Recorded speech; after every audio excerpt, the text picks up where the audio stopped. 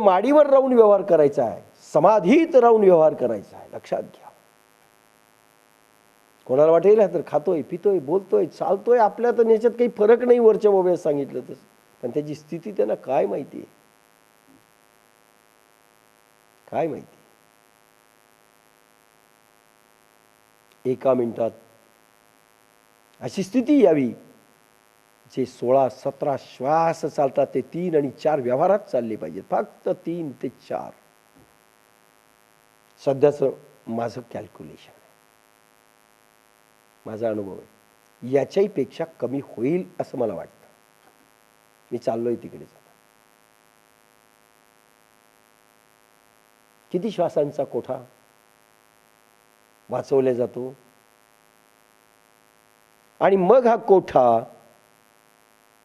खूप स्टॉक झाल्यानंतर कर्मेंद्रियाचा काही व्यापार करू द्या, त्यांना तुम्ही चिंता करू नका, कारण प्रत्येक ॲक्शनला पाप किंवा पुण्य आहे. इथे पाप आणि पुण्य मिळणार नाही, कारण करणारं, विचार करणारं मन गायब केलंय, प्राण वर नेऊन ठेवलाय आणि समाधीमधून व्यवहार चाललाय. सिद्धवत असा व्यवहार अर्जुनाला शिकवला, आपण शिकलो पाहिजे, आपल्याकडे लावून घ्यायचं. कर्मेंद्रिय आपापल्या व्यवहारात सुखाने जाऊ दे. तोंडाला वाटत असेल खाऊ दे त्याला, डोळ्याला वाटत असेल पाहायचं पाहू दे, सगळ्या इंद्रियांना काय काय करायचं ते करू दे, तुला ते बाधणार नाही, कारण मन कंप्लीट संपवलंय. म्हणून नैष्कर्म्य होवावे, तरी येथ तेन संभवे, आणि निषिद्ध केवी हटावे विचारी पाय. म्हणून नैष्कर्म्य होवावे, तरी येथ तेन संभवे. हा निष्कर्म योग असा आहे, म्हणून तुला निष्कर्म व्हावे असं वाटत असेल तर सप्तधातुमय देहरूप कर्मात राहून कर्मत्याग संभवत नाही. तर विज्ञानी शास्त्र नियमांच्या विरुद्ध आचरण कसे करावे याचा तू विचार कर. मागे चालय, अरे सोडलं ही सगळी साधू मंडळी ड्रेस घालतात, बायको सोडून देतात, संसार सोडून देतात, एखादं पीठ घेतात, बनबन करतात, त्यांच्यावरतीच कुठारा गात आहे की बाबा तुमच्या डोळ्यांनी पाहणं सोडलंय का? नाही. कानाने ऐकणं सोडलंय?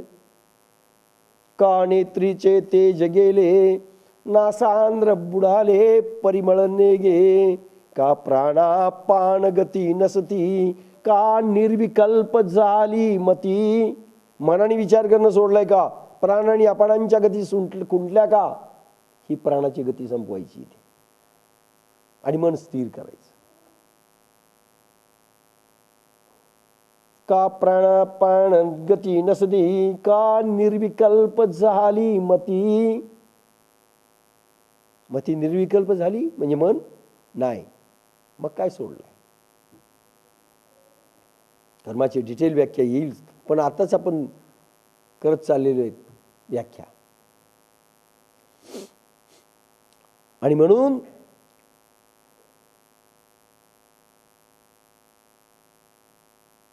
मन निर्विकल्प झाल्याशिवाय, प्राण ऊर्ध्व झाल्याशिवाय त्याला लागणारं काय काय करायचं ते साधन तुम्हाला माहिती आहे. योगाग्नी वाढवणं, साधना, ऊर्ध्व प्राण, त्याचे प्रयोग जे तुम्हालाही माहिती आहेत.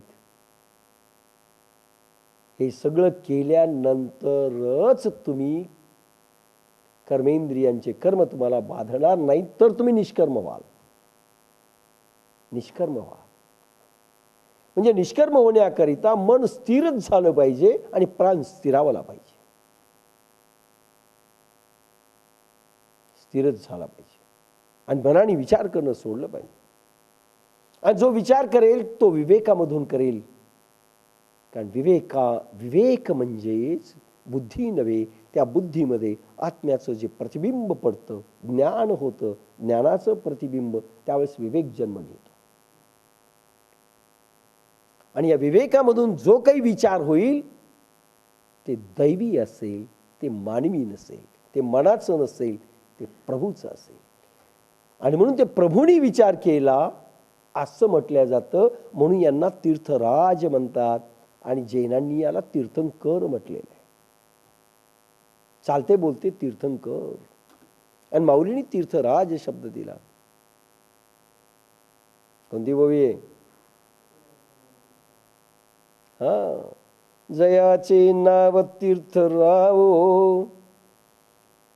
जे दर्शने प्रशस्तीसी ठावो, जया चेणी संगे ब्रह्मभावो भ्रांतासही.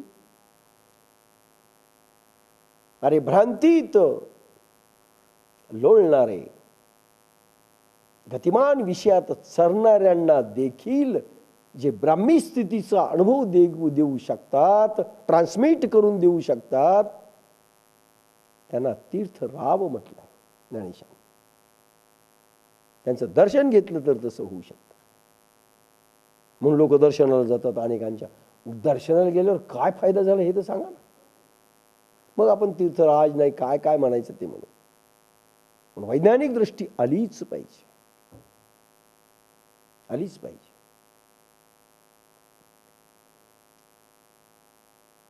म्हणून नैष्कर्म्य व्हावे तरी येथ तेण संभवे. वरील गोष्टी जर झाल्या नाहीत तर मी निष्कर्मी झालो असं म्हणता येणार नाही. एखादा आपला उठला, बस काही नाही मी झोपणार, आपल्याला पाहायचं नाही, ऐकायचं नाही, खायचं नाही, अरे तरी आतमधल्या हालचाली चालल्यात ना. मन तर वळवळ करते, मन विचार करते, प्राण आणि अपानांच्या गती चालू आहेत. मग कर्म कुठं सुटलं? म्हणून त्यांना निष्कर्म होता येणार नाही शिवाय ह्या पद्धतीच्या शिवाय. हे लक्षात घ्या. हा निष्कर्म योग असा आहे. म्हणून तू निष्कर्म व्हावे असे वाटत असेल तर सप्तधातुमय देहरूप कर्मात राहून कर्मत्याग संभवत नाही. हा देह जोपर्यंत तोपर्यंत कर्मत्याग नाही. पण कर्म कसं करावं हे मात्र वैज्ञानिक आहे, जे आज कोणाला माहिती नाही, जे आपण सांगत आलोय. नाही तर ते बाण लागणार पाप आणि पुण्यांचे आणि भोगावं लागणार. पुण्यात्मके पापे स्वर्गात जाईजे, पापात्मके पापे नरकात जाईजे. माते जेणे पाविजे ते शुद्ध पुण्य. जे भोगावं लागतं, ज्याच्याने स्वर्गही मिळू शकतो, त्याला पुण्यात्मक पाप म्हटलंय माऊली. आणि भोगावं लागणार. पुण्य असलं तर काय झालं, भोगावं लागणार. आणि पाप तर नक्कीच. इथे पुण्यही नाही पापही नाही, बंधन मुक्त. म्हणजे क्रियमान कर्म आणि भविष्यात निर्माण होणार जे पुढे प्रारब्ध कर्म बनणार आहेत, त्याच्या समाप्तीकरता भगवान एवढा अट्टहासाने अर्जुनाला शिकवतात. अरे आधीच प्रारब्ध कर्म, त्याच्या संचित कर्म आणि रोज निर्माण होणारे क्रियमान कर्म, काय काय भोगतालो आणि किती भोगणार.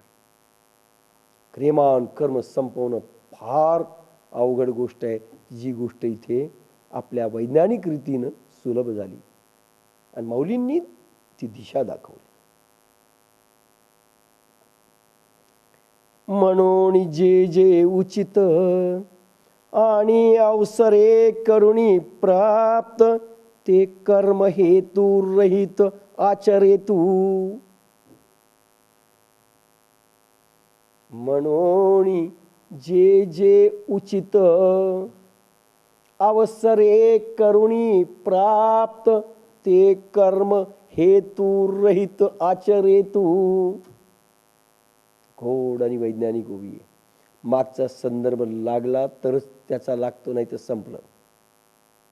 हेतू रहित कर्म, त्याचे अर्थ लोकांनी वेगळे केले. अध्यात्मामध्ये सगळ्यात घोटाळे आहेत कर्मावर. कर्म थिअरी सांगताना सगळे घोटाळे, आणि भक्ती सांगताना तर महाघोटाळा आहे. कर्म थिअरीमध्ये फार घोटाळे. निष्काम कर्म केले पाहिजे, हेतूशिवाय कर्म केले पाहिजे. आता हेतूशिवाय कर्म संभवतंय का हो? तुम्ही आज हेतू केला, ज्ञानेश्वरीला यायचंय, आता जायचंय, 6:30 वाजले, तेव्हा आलात. हेतूशिवाय whether it can possible. आता इथे हेतू रहित कसं करावं? सायकोलॉजी एकीकडे सांगते, मानसशास्त्र एकीकडे सांगतं, व्यवहार एकीकडे सांगतो, अनुभव एकीकडे सांगतो, हेतूशिवाय कर्म असू शकत नाही. आणि ते सांगतात हेतू रहित कर. कसं करावं? ह्याच तर मेघ आहेत. आणि म्हणून मागचे संदर्भ पाहावे लागतात. इथे आहे मनाचं मनपण संपवलंय ना. आता जो विचार समोर येतो हेतू करण्याचा, म्हणजे कर्म करण्याचा, हा मनाचा नाहीये, हा भगवंताच्या मनाचा आहे. कारण हा भगवान झालेला आहे. म्हणून हेतू असेल कर्म करायचा तर तो भगवंताचा आहे, हा त्याच्या मानवी मनाचा नाही. कारण मन तर आवरून भगवंतामध्ये आत्मचरणी समर्पण केलंय. म्हणजे स्फुरेल ते चेतना शक्तीच स्फुरणार. म्हणून म्हटलं हेतू रहित. तुमचा हेतू रहित, तुमच्या मनाने काही करू नये. भगवंत मन जसं स्फुरना देईल, ऑटोमॅटिक कर्म होतील. म्हणून एकदा मी म्हणालो होतो, जैनांनी जी अहिंसा सांगितली ती घेताना जरी उच्च कोटीची असली तर आपण अपूर्ण घेतली. आपण अपूर्ण घेतली. अनेक वेळेस हिंसाही अहिंसा होते हे माहीतच नाही. भगवान महावीरांची स्टेज होती, इतके समाधीस्थ अवस्थेत पोहोचलेले होते. हिंसा आणि अहिंसा हा फरकही नंतरचा संपला. कारण पाय जिथे जिथे त्यांचे लागले तिथे काय उड्या नाही मारल्या. कारण एक पाय टाकला की करोडो जंतू मरणार. पावलं टाकली नाहीत का महावीरांनी? एक सुईच्या टोकावर 4 कोटी बॅक्टेरियाज आहेत. मी बोलत असताना हजारो मरत असतील, पण माझा हेतू आहे का मारायचा? माझा हेतू आहे का? इथे इथे याचा उलगडा होईल. तुम्ही पावलं चालत आलात, करोडो बॅक्टेरियाज तुम्ही मारून टाकल्या.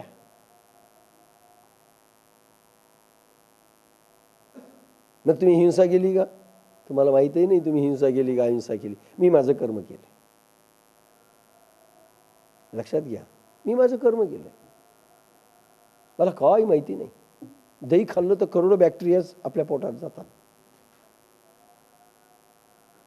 पण दह्याला त्याज्य कोणीच म्हटलं नाही. मायक्रोस्कोप मध्ये एकदा दही पाहिलं तुम्ही खाणारच नाही. BScच्या स्टुडंटना जास्त माहिती आहे. बरं झालं तुम्हाला माहिती नाही.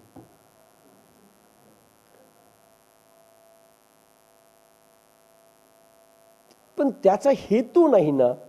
आणि एखाद्या वेळेस भगवंताचा हेतू असेल, तुमच्या हातून त्याची मौत झाली पाहिजे, काय करणार तुम्ही? प्रत्येकाचं एक कनेक्शन दिलेलं आहे. आणि भगवान महावीरांच्या पायाखाली मरण उद्धार आहे. तुमच्या सारख्यांच्या पायाखाली जाणं त्याचा उद्धार आहे. आणि डाकूच्या पायाखाली मरणं त्याचा नरक आहे.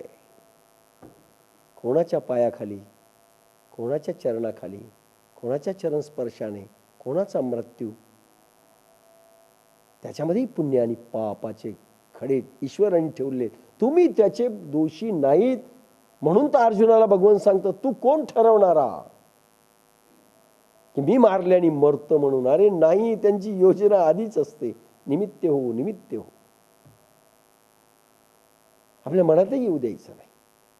मनात आलं माझ्यानी आज 10 पावलं चालून आलो. बाप्पा बाप्पा, एका पावलात किती बॅक्टेरिया मरतात, मग इतक्या पावलात किती. मी हिंसक झालो, तू नाही मारले.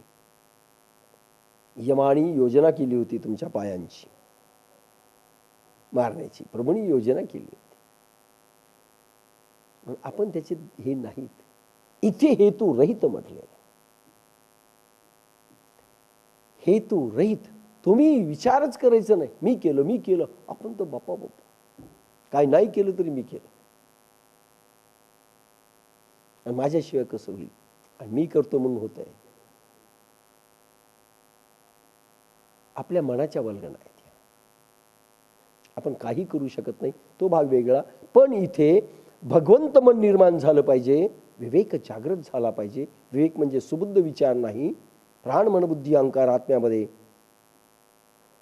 समर्पण झाल्यानंतर, समर्पित झाल्यानंतर, त्या ब्रह्मसागरात ती लाट गेल्यानंतर, ब्रह्मरूप झाल्यानंतर मग भगवत मन समोर येतं. विवेक भगवत मन दाखवतं, आणि त्याला स्फुरणा होते ती ईश्वराची असते. कारण तो ईश्वर रूप झालेला असतो, म्हणून त्याचे सगळं ईश्वर करतो. पण भजन देखील पुढे भक्ती योगातलं एक साधू म्हणतोय उत्तर हिंदुस्थानचा, मैं तो कुछ नहीं करता, मेरा राम मेरा भजन करता है.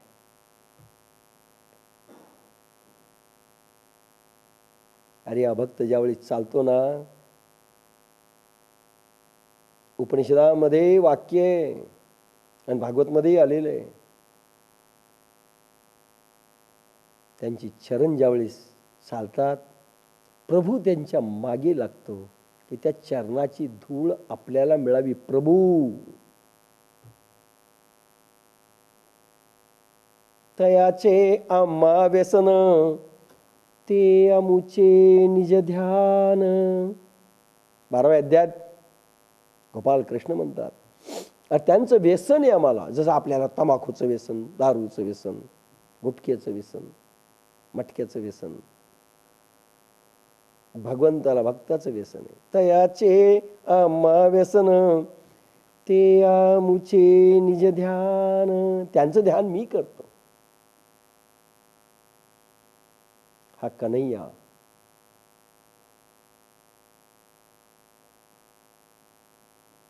एकदा गोपालकृष्ण अर्जुनाच्या महलात आले. आल्यानंतर दुपारची वेळ होती, जेवण